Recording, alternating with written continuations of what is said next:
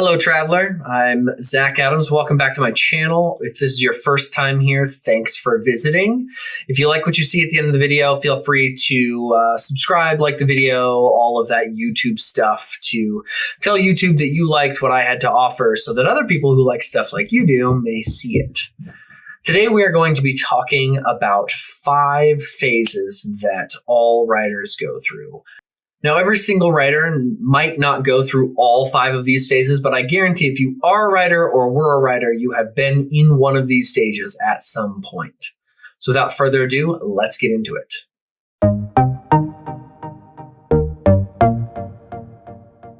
These are in no chronological order necessarily, but I imagine that if you did go through one or more of these stages, you probably went through this one first. And this is the one where you mimic a hero or mimic a book. This can be where you take the kind of tropes that specific authors work with that you really love, those people that, you read that book and you're like, that's what I want to do. I want to write that. And you tried to do something like they did.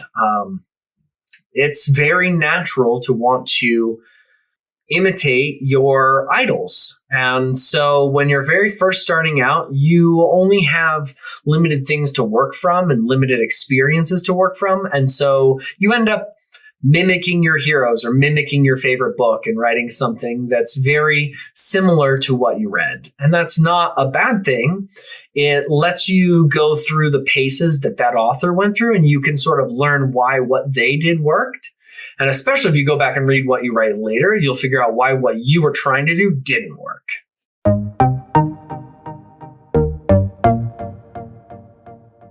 The second phase that a writer may go through is where they chase the market.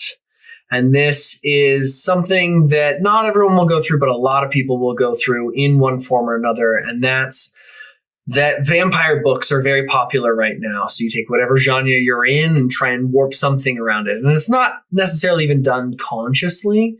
You may just see a lot of things that you think are cool happening inside of a space and try and work with some of those ideas instead of staying really true to what you're interested in and what you're focused on as a writer.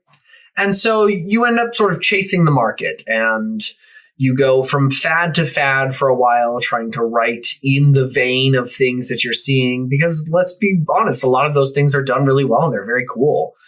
And so you end up slightly behind all of those trends, trying them out as you go. And this same as the last, you will find a lot of benefit from writing this way, because you'll see differences between your stories and their stories. And sometimes it's a thing that people have to go through in order to figure out what is theirs.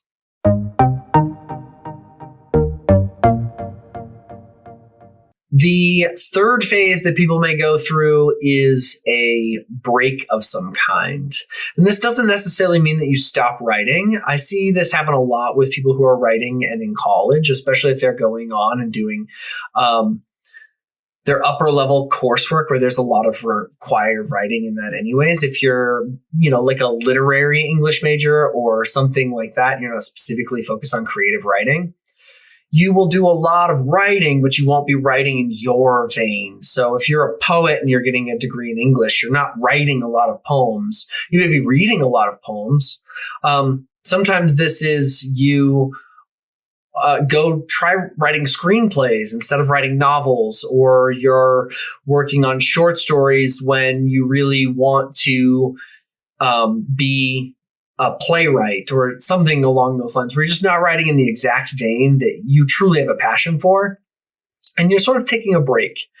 And this is, again, not necessarily a bad thing. The tropes of one type of writing are not necessarily tropes of another kind of writing. And so you can get a lot of benefit from writing poetry and then trying to take some of what you've learned about the rhyme and rhythm of language and lead it back into your prose so that you can write something more along the Nabokov style, or something like Thomas Wolfe, the early 1900s Thomas Wolfe, not the 1990s Tom Wolfe. And that can be very cool. It can sort of unlock different potential for you. And so As long as you are still pursuing the craft in some way, typically you will come back to your passion area at some point, and you'll have gained a number of skills that you didn't really know you were looking for before.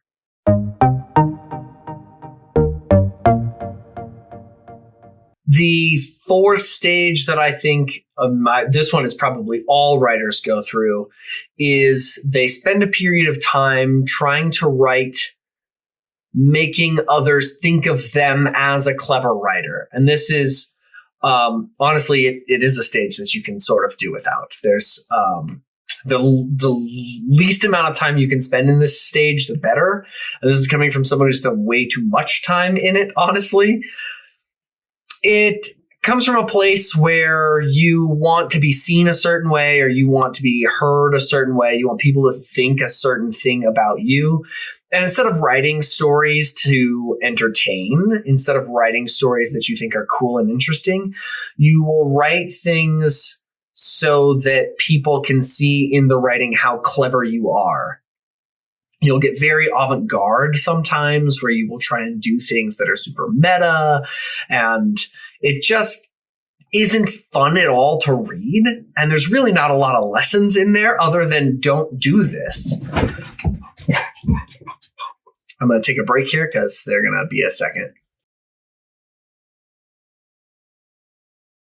Take it from someone who spent way too much time doing this. You are so much better off for yourself and for your reader and for the life of your writing things that you think would be fun to read. That doesn't mean you can't be clever. I find clever writing extremely interesting as long as the author is being clever for me. It's a clever story for me.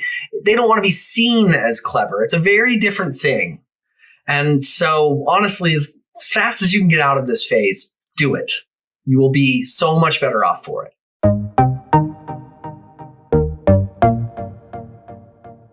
The fifth stage, and I hope this is the stage that you find yourself in now, is the comfort stage or the found self stage.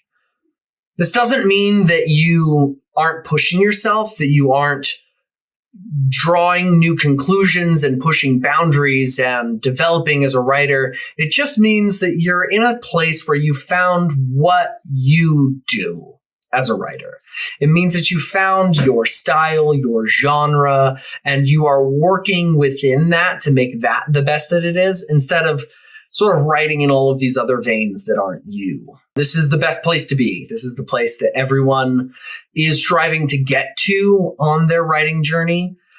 Sometimes you get here and then you lose it. You find your thing and you work in it, and then the market goes away from you and you go back to chasing the market for a little bit until you figure out, oh yeah, I'm this person.